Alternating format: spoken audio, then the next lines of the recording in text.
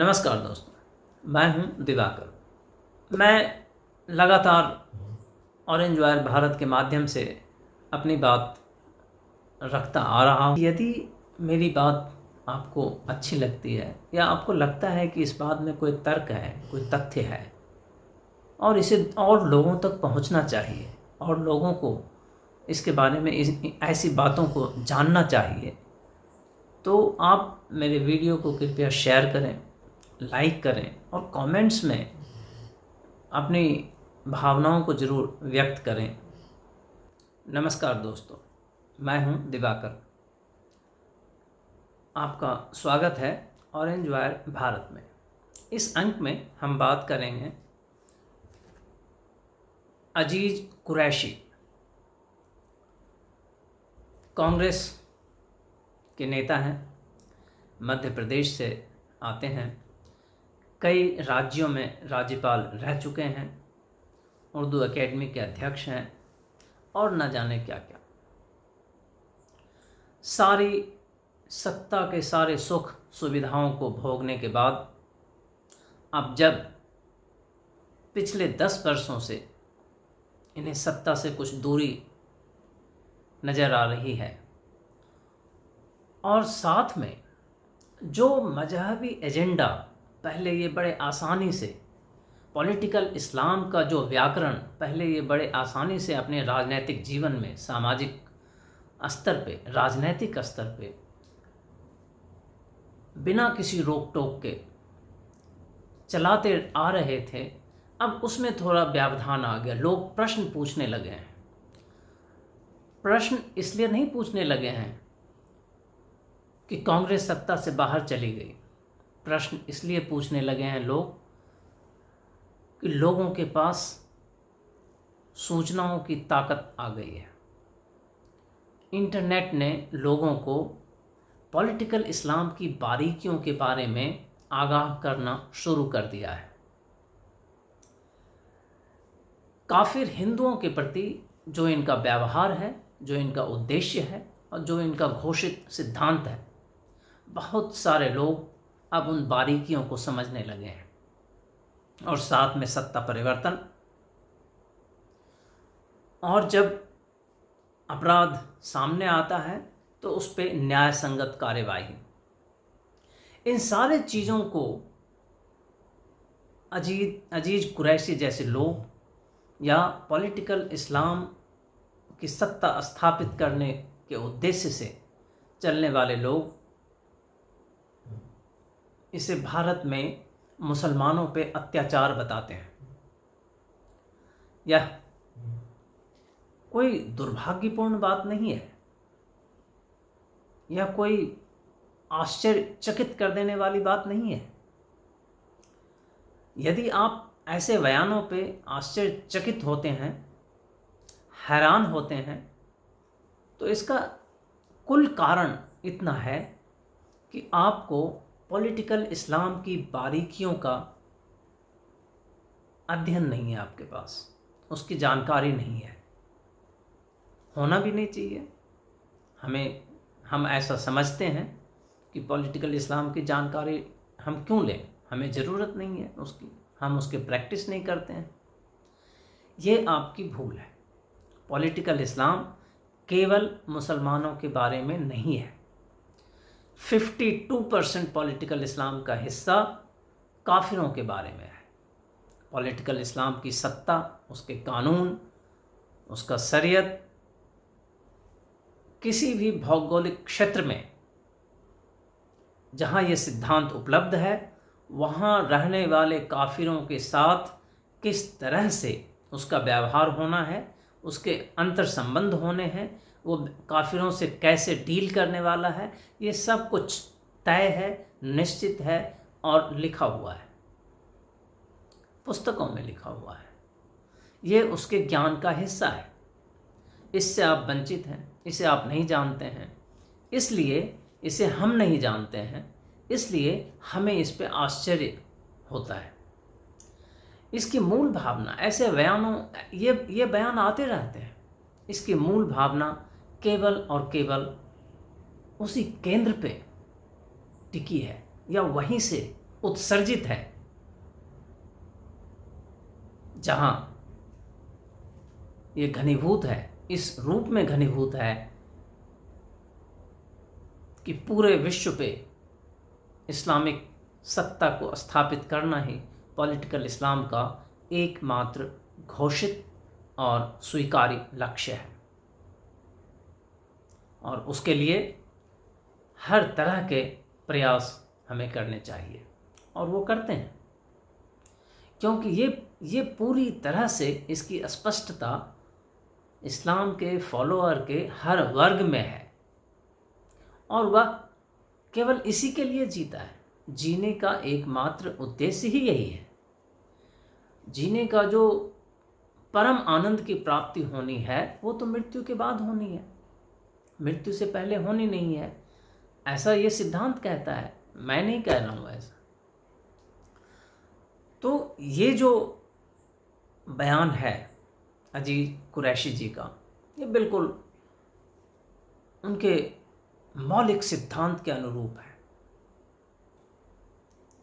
हमें दिक्कत केवल ये है कि हम उन मौलिक सिद्धांतों के मूल तत्वों के जानकारी से वंचित हैं। आप काफिर हिंदुओं को इसके मौलिक सिद्धांत तक पहुंचना ही पड़ेगा, नहीं तो इसी भ्रम में वो अपनी स्वतंत्रता को खोते रहेंगे, सामाजिक, राजनैतिक, आर्थिक स्वतंत्रता को खोते रहेंगे और स्वयं को अपराध बोध से ग्रसित भी होते रहेंगे। आज इंटरनेट की वजह से आप अच्छी तरह से ये जान रहे हैं, समझ रहे हैं कि किस तरह से हिंदुओं पे अत्याचार होता है, फिर हिंदुओं को ही अपराधी बता दिया जाता है, और समाज, प्रशासन उसे स्वीकार भी कर लेता है। नूह में शोभा यात्रा निकलती है, 150 गाड़ियां हिंदुओं की जला दी जाती है, 6 हिंदू मारे जाते हैं, पहाड़ियों के ऊपर से पूर्व नियोजित तरीके से गोलियां चलाई जाती है। लेकिन अपराधी कौन है? मोनू मानेसर, बिट्टू बजरंगी, जो वहाँ है ही नहीं, वो अपराधी है। आप कल्पना कीजिए, ये कैसा अपराध के इन्वेस्टिगेशन का ये कौन सा नोबल अप्रोच है, कौन सा ये बड़ा ही अभिनव तरीका है इन्वेस्टिगेशन का कि जो व्यक्ति वहाँ ना हो वो अपराधी, जिसके खिलाफ अपराध हुआ है वो अपराधी है। इसी तरह पूरे देश में अभी थोड़े ही दिन पहले हमने देखा, रामनवमी के अवसर पे जितने जुलूस निकले, कम से कम दर्जनों, अखबार भरे हुए हैं रिपोर्ट से। एक पैटर्न है, काफिर हिंदुओं की शोभा यात्राओं पे, धार्मिक यात्राओं पे पथराव, पथराव और पथराव। कई जाने गई, लेकिन खतरे में मुसलमान हैं। ये पॉलिटिकल इस्लाम की ताकत है, हमें इसी को समझना होगा यदि आने वाले भविष्य को हमें बचाना है। काफिर हिंदुओं के भविष्य को यदि सुरक्षित करना है तो हमें ताकत से पहले पॉलिटिकल इस्लाम की ताकत को समझना होगा। अपनी ताकत हम उसके अनुरूप हमें डेवलप करनी होगी, उसके अनुरूप हमें विकसित करना होगा, तभी हमारी सुरक्षा है। वरना ये सुरक्षा तो पुलिस, मिलिट्री, विकास, इससे ये सुरक्षा संभव नहीं है। ये विचारों का युद्ध है। जिन विचारों से हमारा युद्ध है, यदि उन विचारों को हम नहीं समझेंगे तो हम स्वयं को की रक्षा करने में असफल रहेंगे।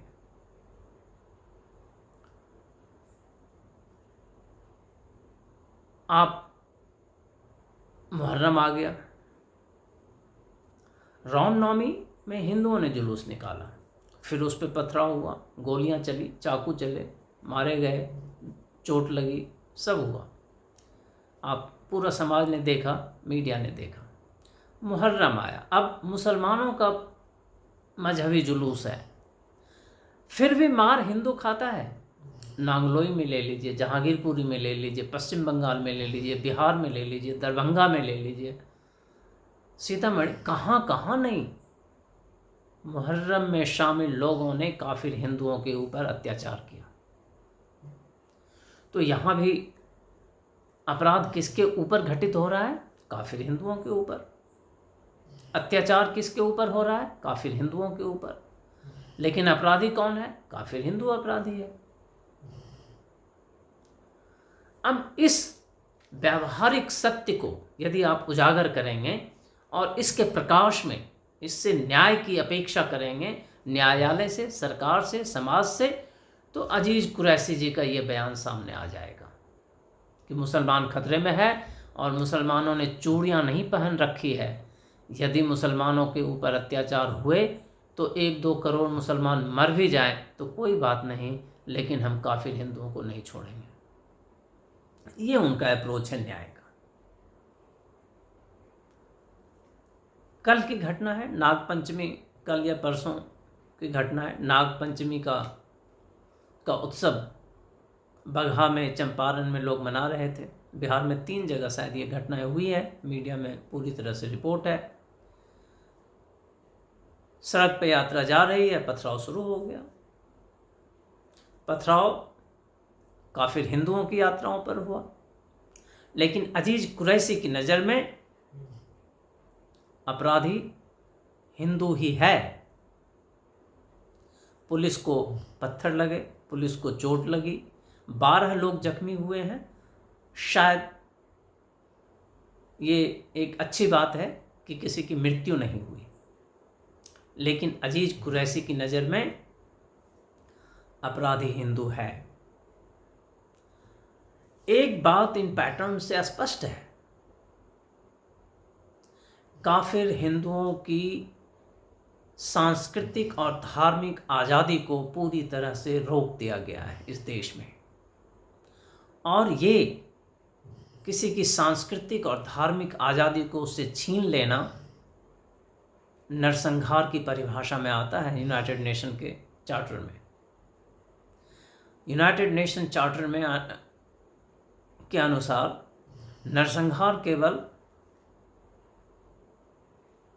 हत्या कर देना, सामूहिक हत्या कर देना या किसी समुदाय के ऊपर कत्लेआम करना ही नहीं है। उस समुदाय के खिलाफ सोची समझी रणनीति के तहत उसकी संस्कृति को भी छीन लेना, उसकी भाषा पे हमला करना, उसकी सामाजिक स्वतंत्रता को छीन लेना, यह नरसंहार की पहली सीढ़ी है। जब एक समुदाय काफिर हिंदुओं की धार्मिक स्वतंत्रता में बाधा डाल रहा है, उसको छीन रहा है, तो ये उसी ओर एक कदम है। जब काफिर हिंदुओं की सामाजिक स्वतंत्रता को हम छीनते हैं, जिस तरह से अभी मोनू मानेसर और बिट्टू बजरंगी की स्वतंत्रता को छीनी गई, अफवाह के आधार पे, झूठ के आधार पे, ये भी एक नरसंहार के परिभाषा का शुरुआती दौर है। लेकिन इतने अत्याचार के बाद भी कुरैशी साहब के नज़र में अत्याचार मुसलमानों पे हो रहा है। ये जो पॉलिटिकल इस्लाम का ये पहलू है, अपने आप को सदैव विक्टिम बनाए रखना, ये असल में विक्टिमहुड, ये सहानुभूति का जो षड्यंत्र है, ये बड़े प्रहार के लिए एक ढाल की तरह काम करता है।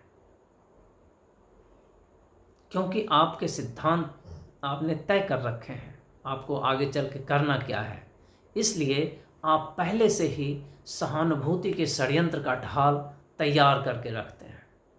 आपको पता है कि आपने जब जिहाद करना है तो उसके बाद ये ढाल हमारे काम आएगा। आज भी आप देखिए टेलीविज़न पे जो बातचीत होती है उसको सुनिए, मतलब एक किसी भी संवेदनशील व्यक्ति को शर्म महसूस होगा। कश्मीर के लोगों मुसलमानों को आप सुने टेलीविज़न पे बैठ के वो क्या दलील देता है, क्या तर्क देता है, और वो ये तर्क तब दे रहा है जब कश्मीर के एक एक घर से हिंदुओं को निकाल दिया गया। 7 लाख हिंदुओं को निकाल देने के बाद वो स्वयं को पीड़ित बताता है, क्योंकि ये सहानुभूति का षड्यंत्र जो है उसे उस 7 लाख के हत्या के अपराध से मुक्त करने का एक रास्ता देता है। और ये पूरे विश्व में पॉलिटिकल इस्लाम का ये गुण, ये ताकत पूरे विश्व में एक समान से काम करता है, एक रूप से काम करता है। चाहे वो अमेरिका में काम कर रहा हो, यूरोप में काम कर रहा हो, या भारत में काम कर रहा हो। तो अजीज कुरैशी का ये बयान केवल और केवल राजनैतिक बयान नहीं है, ये उनके अपने जीवन के, आस्थावान जीवन के जो सिद्धांत उन्होंने बना रखे हैं उसके मौलिक तत्व का बयान है, उसके मौलिक तत्व को परिभाषित करता है।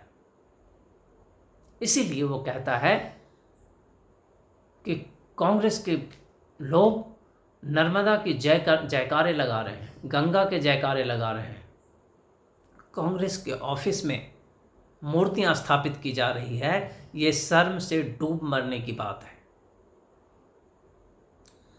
क्योंकि अजीज कुरैशी जानते हैं कि पॉलिटिकल इस्लाम का सिद्धांत इन 3 चीज़ों की इजाज़त नहीं देता है। मूर्ति पूजा तो सबसे बड़े अपराध में से एक है, इसलिए वो स्वयं को अपराधी महसूस कर डूब मरने की बात करते हैं। वो जिस पार्टी से अपने आप को जोड़ के दिखा रहे हैं, यदि वो पार्टी मूर्ति पूजा कर रही है तो डूब मरने की बात है। इसका दूसरा अर्थ क्या है, पर्याय क्या है, अर्थात क्या है कि कांग्रेस को अपनी धार्मिक स्वतंत्रता त्याग देना चाहिए, पॉलिटिकल इस्लाम के सामने समर्पित कर देना चाहिए। और अब तक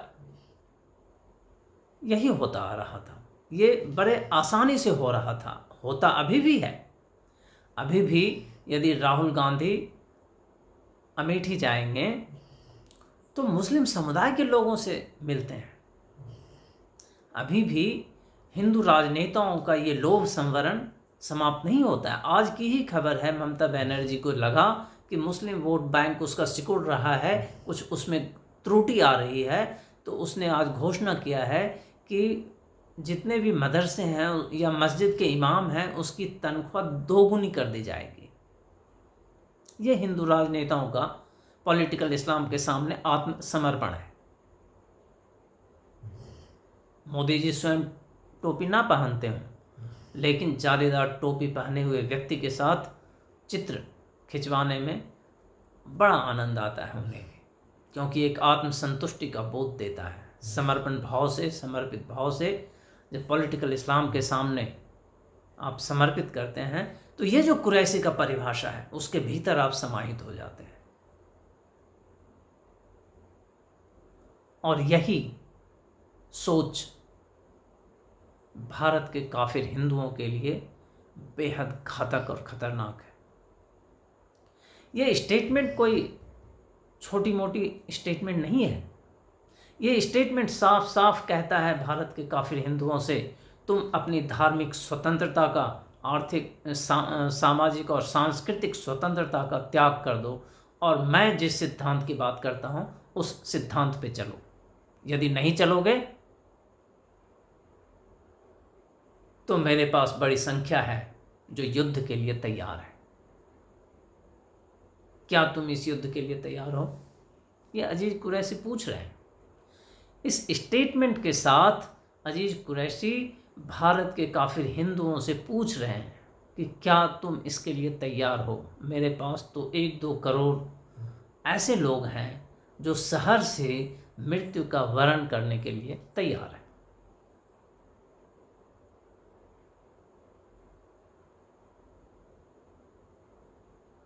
रक्षा हर संवेदनशील और जीवित प्राणी का स्वयं का रक्षा प्रथम कर्तव्य है और होना भी चाहिए। यदि आपकी भी सोच ऐसी है कि आप स्वयं की रक्षा की प्राथमिकता आपके जीवन में है, तो आप इस स्टेटमेंट की गंभीरता को समझिए और इसका जो मौलिक तत्व है वो कहाँ से आता है, उसका सोर्स क्या है, उसका अध्ययन कीजिए। यदि आप नहीं करेंगे तो आप स्वयं की रक्षा में चूक जाएंगे। इस अंक में इतना ही। धन्यवाद दोस्तों।